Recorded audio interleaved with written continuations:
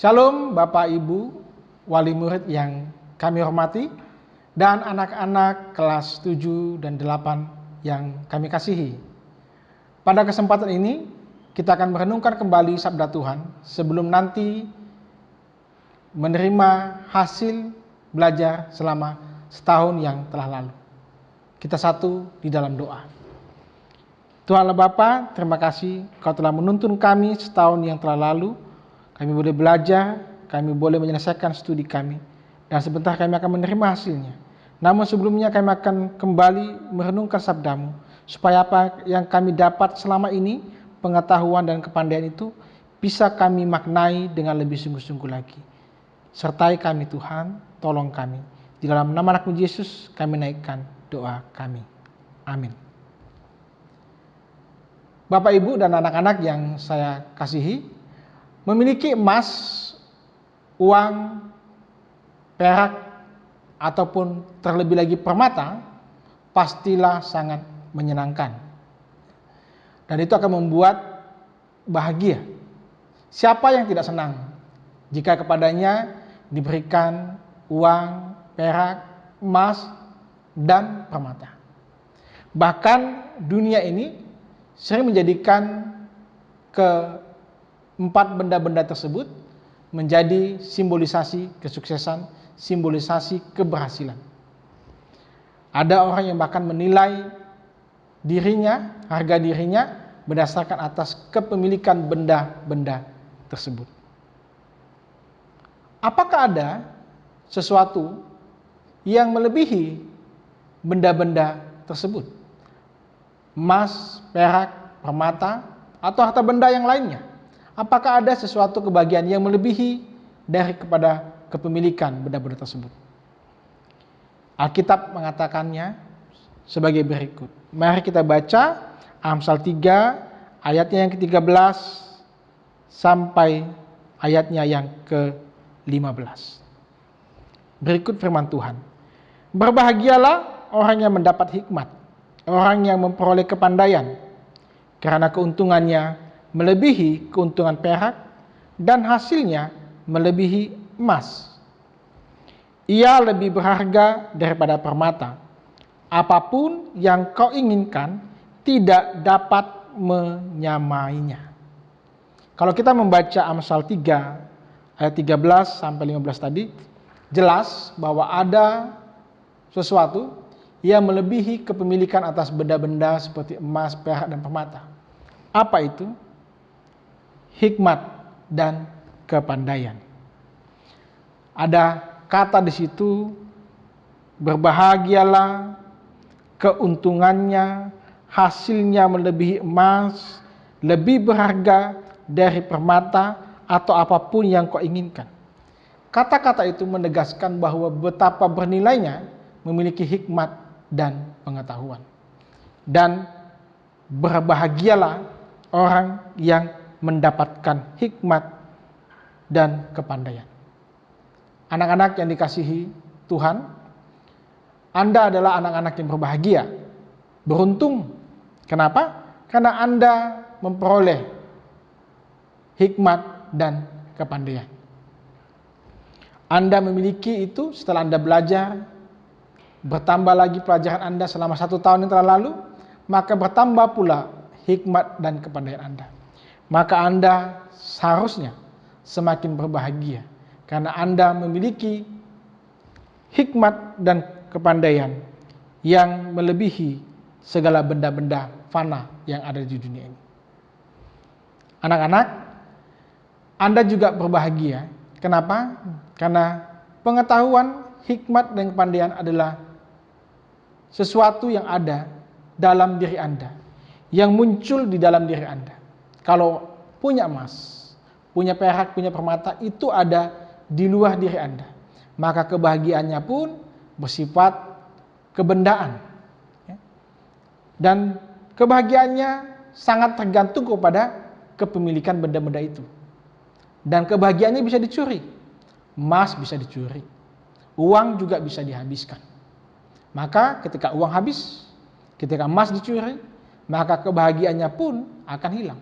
Tetapi memiliki hikmat dan kepandaian adalah harta yang Anda miliki dalam diri Anda. Ia tidak bisa dicuri oleh orang lain, ia tidak bisa diambil oleh siapapun. Dia asli milikmu sendiri. Itu sebabnya memiliki hikmat dan kepandaian, kebahagiaannya melebihi apapun. Kebahagiaannya tidak terpengaruh oleh kepemilikan benda-benda. Kebahagiaannya bukan dari luar, tetapi dari dalam diri Anda.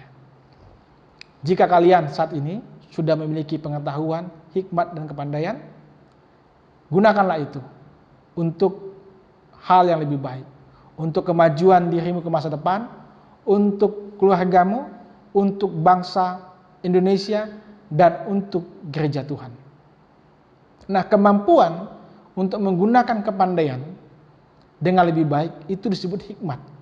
Hikmat adalah kepandaian untuk menggunakan kepandaian. Banyak orang pandai, tapi digunakan untuk hal-hal yang negatif, untuk hal-hal yang kriminal. Kepandaiannya tidak digunakan untuk kemajuan, untuk kesejahteraan bersama. Anda butuh hikmat daripada Tuhan, yaitu hikmat yang memampukan Anda untuk menggunakan kepandaian Anda bagi kebaikan hidup di masa depan, bagi kemajuan bangsa, bagi kebaikan keluargamu, dan bagi gereja Tuhan. Milikilah hikmat dan kepandaian, maka engkau akan berbahagia. Kita satu di dalam doa. Tuhan Allah Bapa, kami bersyukur menyelesaikan studi kami 1 tahun lagi, dan hikmat kepandaian makin bertambah bagi kami. Kiranya kami sebagai anak-anak Tuhan boleh menggunakan kepandaian kami untuk kemajuan bangsa Indonesia, untuk masa depan kami yang lebih baik, untuk keluarga kami, dan untuk gereja Tuhan. Terima kasih Bapa yang baik, di dalam nama Yesus Tuhan kami naikkan doa kami. Amin.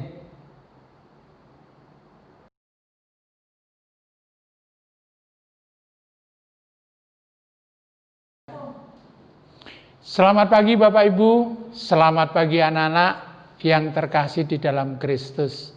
Selamat bertemu kembali walaupun melalui sarana ini. Marilah kita panjatkan puji dan syukur kepada Tuhan.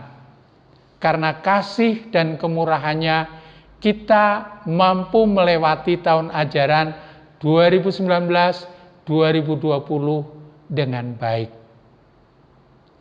Saat ini kita sudah bulan Juni 2020. Akhir tahun ajaran sudah akan berlalu. Pada kesempatan ini perkenankan kami mengucapkan banyak terima kasih atas kerjasama dan dukungan yang Bapak Ibu berikan. Masa-masa sulit COVID sudah dapat kita lalui dengan baik. Itu semuanya karena berkat kerjasama Bapak Ibu, anak-anak, guru, dan kita semuanya. Sehingga akhir tahun ajaran dapat kita lalui, dapat kita akhiri dengan baik. Terima kasih. Mungkin di dalam tahun ajaran 2019-2020 ini, saya selaku kepala sekolah maupun Bapak Ibu guru wali kelas, banyak kata, perbuatan, ataupun tingkah laku yang tidak berkenan di hati Bapak Ibu maupun anak-anak. Kami mohon maaf sebesar-besarnya. Kiranya kerjasama ini, dukungan ini dapat berlangsung sampai tahun depan, yaitu tahun ajaran 2020-2021.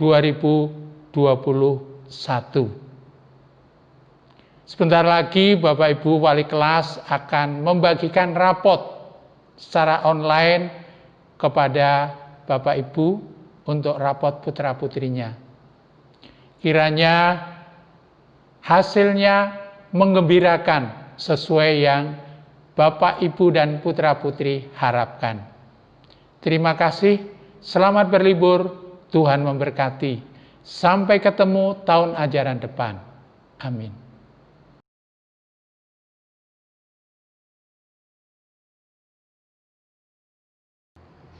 Semangat pagi, Bapak Ibu, orang tua, wali murid kelas 7 yang kami kasihi. Puji syukur kita panjatkan kehadirat Tuhan yang Maha Kuasa, karena kasih dan karunia-Nya kita masih diberikan nafas kehidupan. Dan juga kita perlu bersyukur karena kita boleh melewati hari demi hari dengan penuh kekuatan dari Tuhan. Tidak terasa, kita sudah sampai pada penghujung tahun ajaran 2019-2020. Tentunya banyak kenangan indah yang sudah terjalin selama 1 tahun di kelas 7. Biarlah kenangan-kenangan ini menjadi sebuah kenangan yang tidak terlupakan, dan ini akan menjadi sebuah pembelajaran yang baik dan menjadi momentum untuk sebuah perubahan yang lebih baik di masa mendatang. Tahun ajaran ini adalah tahun ajaran yang istimewa buat kita. Kenapa saya katakan istimewa? Karena tahun ajaran ini tahun ajaran di mana kita harus diperhadapkan dengan kondisi kita harus belajar di rumah dikarenakan adanya pandemi COVID-19.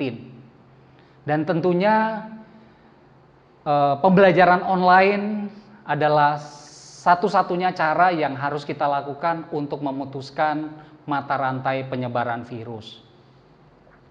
Sesuai dengan visi sekolah, yaitu mengembangkan jiwa kepemimpinan. Anak-anak diuji untuk bisa memimpin dirinya sendiri dalam pembelajaran yang dilakukan di rumah. Mereka harus bisa mendahulukan hal yang penting dan juga yang tidak penting. Anak-anak juga sudah memiliki karakter baik ini yang bisa dibuktikan dengan ketepatan waktu saat mereka mengerjakan dan mengumpulkan tugas. Namun ada juga anak yang belum memiliki atau menjalankan karakter kepemimpinan ini. Namun kami yakin suatu saat nanti anak-anak tersebut akan menyadari akan hal ini. Kami sangat berterima kasih kepada Bapak Ibu, orang tua, wali murid yang sudah memberikan dukungan kepada anak-anak dalam proses pembelajaran di rumah. Mungkin di awal-awal ketika pembelajaran online dilakukan, mungkin ini berat buat Bapak Ibu, berat juga buat anak. Kenapa saya katakan berat? Bapak Ibu merasa terpaksa harus menjadi guru buat anak-anak ketika mereka melakukan pembelajaran di rumah. Namun, seiring berjalannya waktu, hal ini bisa dilalui dengan baik. Pada kesempatan ini, pelaporan hasil belajar yang biasanya dilakukan secara tatap muka akan kami lakukan secara online juga. Karena kita tahu bersama bahwa pemerintah masih melarang adanya pertemuan-pertemuan yang melibatkan banyak orang. Oleh karena itu, langkah ini terpaksa kami lakukan. Kami akan mengirimkan laporan hasil belajar anak-anak kepada Bapak Ibu. Apabila Bapak Ibu memerlukan penjelasan, bisa menghubungi wali-wali kelas. Ada saya selaku wali kelas 7B, ada Bu Sisil selaku wali kelas 7A, dan Bu Tere selaku wali kelas 7C. Kami mohon maaf apabila dalam pelayanan kami kurang berkenan di hati Bapak Ibu. Kami ucapkan selamat berlibur, tetap jaga kesehatan, dan sampai bertemu di tahun ajaran baru. Tuhan Yesus memberkati. Selamat atas keberhasilanmu. Tuhan Yesus memberkati. Selamat atas keberhasilanmu. Tuhan Yesus memberkati. Selamat